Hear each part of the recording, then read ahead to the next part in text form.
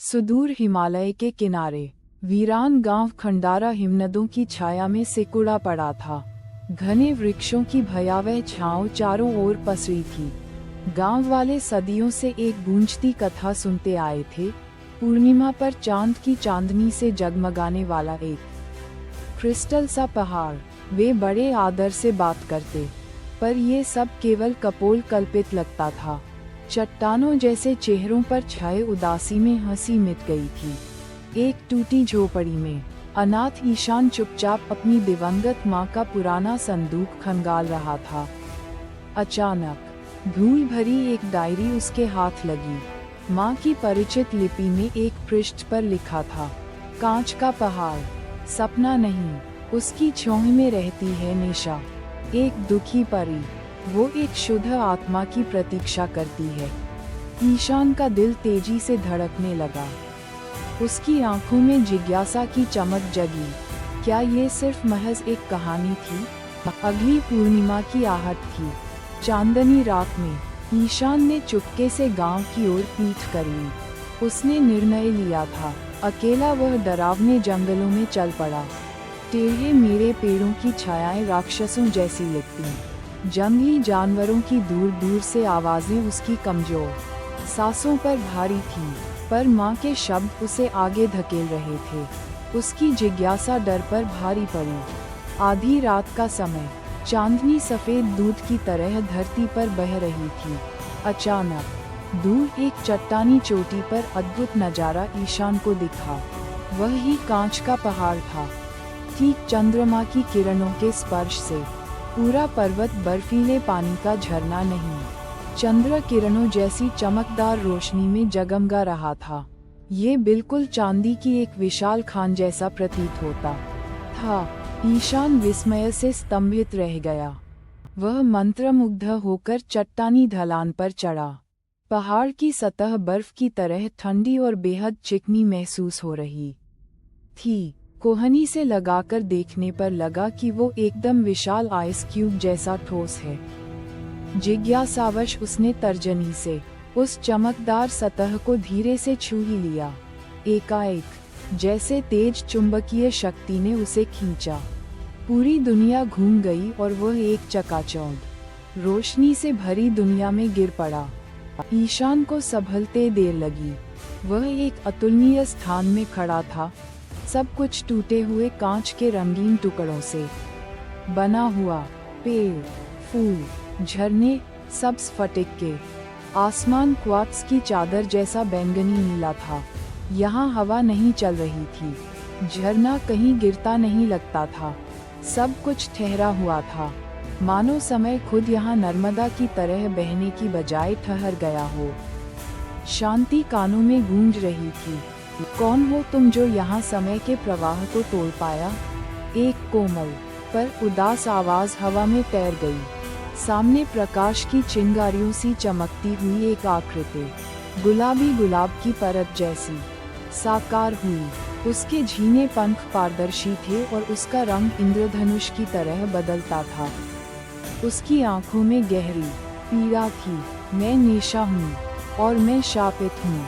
निशा की आवाज में खालीपन भरा था। ये कांच की दुनिया एक पिंजरा है। यहाँ समय थम गया है।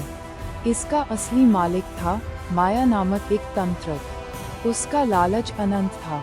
उसने धोखे से मेरी सृष्टि करने की दैवीय शक्तियों को इन्हीं कांच के भीतर धरे इन पवित्र पत्थरों में छिपा दिया है।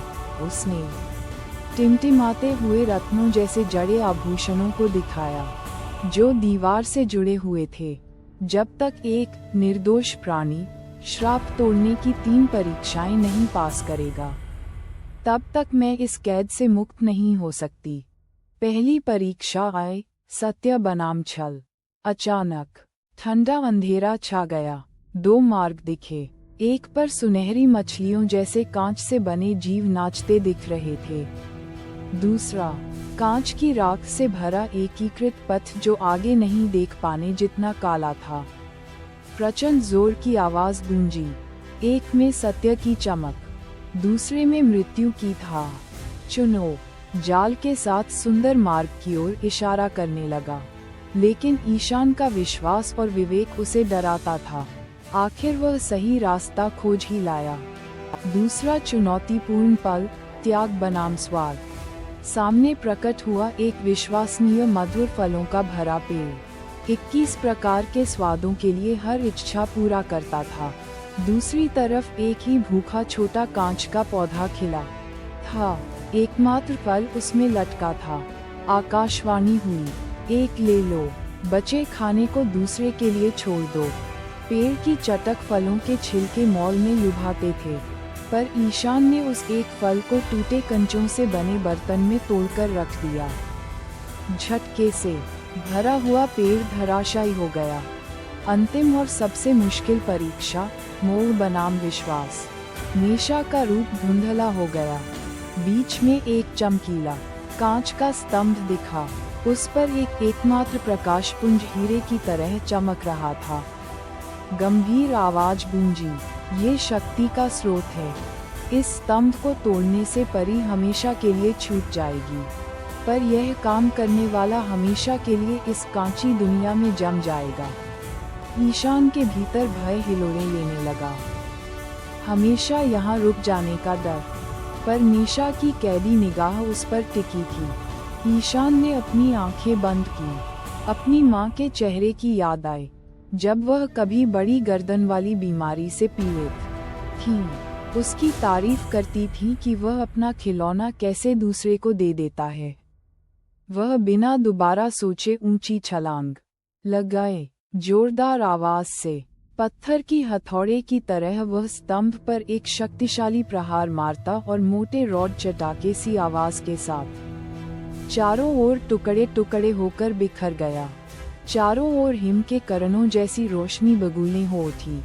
तीखे प्रकाश के विस्फोट में नेशा के शरीर के चारों ओर से कांच के टूटे कण अंतरिक्ष में तितर बितर हो गए। अचानक उसकी आंखों में कंगन सा बंधा हुआ शोक गायब हो गया।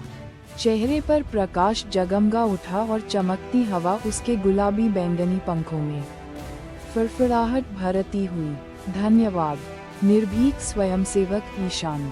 उसके शब्दों में संगीत था। इससे पहले कि वह कुछ बोल सके, सारी कांच की दुनिया दर्पण जैसे चकनाचूर होकर तूफान की तरह उस पर टूट पड़ी। गांव में एक चौंकाने वाली सुबह, ईशान खुद को अपनी झोपड़ी के पिछवाड़े ओझल ठंड में कुंडली बनाकर पड़ा पाया। सपना, पर हाँ, उसके छोटे हथेली में एक जादुई कांच का मोती दमक रहा था। अब जो भी पूर्णिमा आती, नीरद रहित आकाश में नेशा की आशीर्वाद भरी मुस्कुराहट सुशोभित होती। गांव वाले कभी न समझ सके, क्या ये सिर्फ एक अनाथ बच्चे का बुना सपना था, या सच में एक परी के जादू का कमाल खुला था। पर इससे ईशान क्या फर्क पड़ता, उसके मोती में तो प्रकाश बरकरार था।